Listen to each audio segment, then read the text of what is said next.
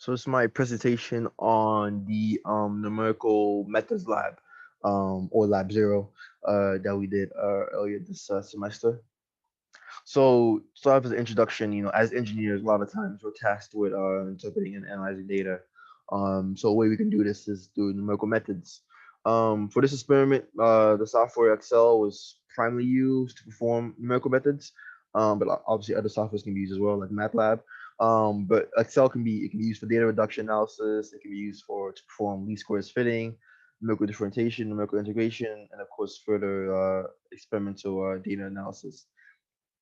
So the main objectives of this experiment was primarily four objectives. First and foremost, it was to calculate a RMS, or root mean square, of a sine wave. And also it was to perform numerical differentiation on displacement and time data to obtain velocity and acceleration of an object. And of course, on the back end, it would be also to perform numerical integration, like acceleration and time data, to retrieve an object's velocity and displacement. So as shown by this graphic on the right here, to get velocity and acceleration from displacement, you differentiate, and to get velocity and displacement from acceleration data, you integrate. And last objective would be to perform regression analysis, more specifically linear regression analysis.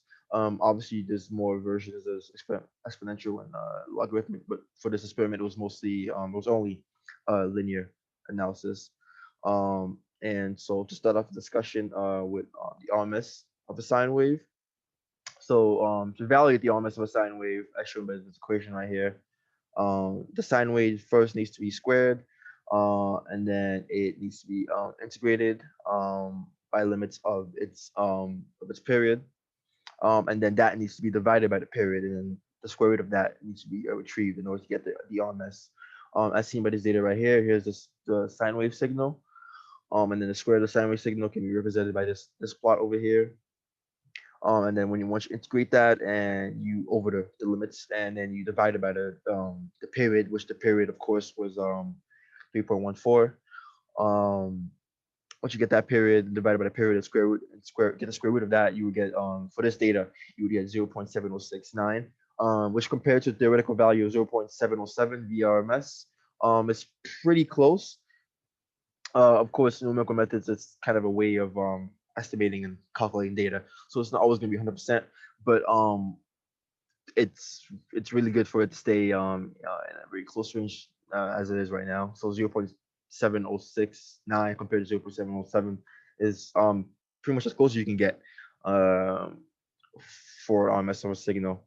Of course, with it, the peak of the signal would be one, peak to peak would be two. So the RMS would be around here, between the zero point 0.5 and 1, more leaning towards 1. So to carry on to numerical differentiation, there's multiple ways to differentiate this: the first forward method, the backward method, and central differentiation. But for this lab, we mostly use the first forward method, as shown by this equation right here. And so, given distance data, if you differentiate that data, you get velocity, and differentiate that, you get acceleration. Um, so the main problem with differentiation is very sensitive to noise. As you can see, and the data as you differentiate more, the data can get more scattered and more noisy. So a good way to kind of smooth that out is you would form a polynomial given from the trend line of displacement data, and then you use that equation, and then you would differentiate that equation instead of the actual data. So as you see velocity data, here's the kind of trend line right here, 27.426 plus some offset, and then you differentiate that, and then to get a kind of horizontal linear acceleration as it's supposed to be, as opposed to its noisy variation. And so moving on to numerical integration. So there's two ways to do it: is rectangular rule and trapezoidal rule. Trapezoidal will be more accurate, so we use that. Unlike numerical integration, the main source of error in unlike numerical differentiation, the main source of error of numerical integration is that it's highly sensitive to bias and data offset. Um, okay, here's the equation for trapezoidal rule right here in the middle. Um, so in order to kind of smooth the integration data, as you can see right here, the acceleration data right here. And then as you integrate that more, you get velocity, and then integrate that, you get displacement data, as shown right here in the right. So it's kind of smooth that that data you would create if line of best fit, um, and then generate those values, and then kind of subtract this from the integrated data in order to make the data more closer to the x-axis.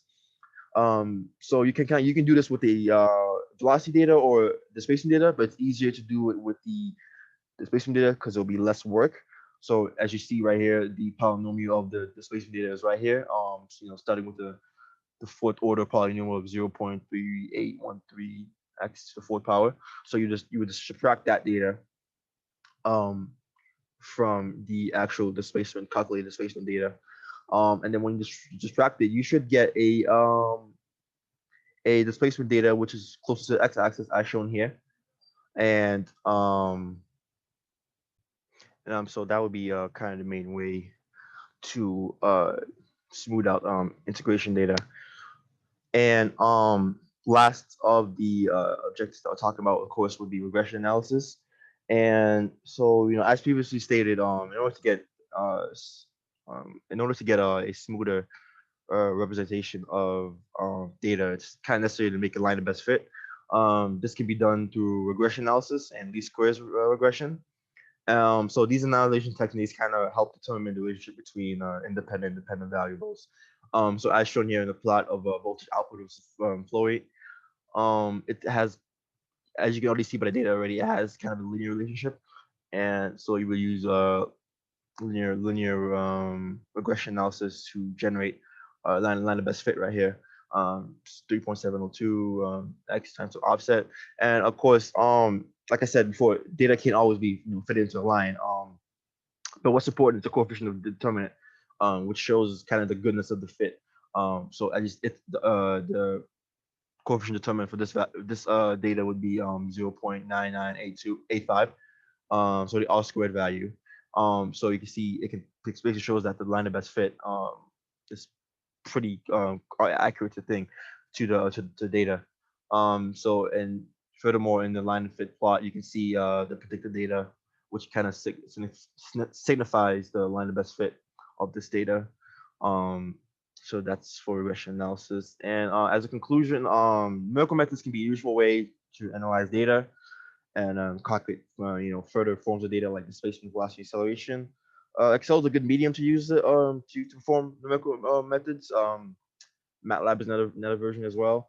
But of course, the main problems with numerical methods come from integration and differentiation, with integration being heavily susceptible to drift and bias, and differentiation being weak to noise. But nevertheless, of course, regression analysis techniques can always be used to correct and smooth out the data.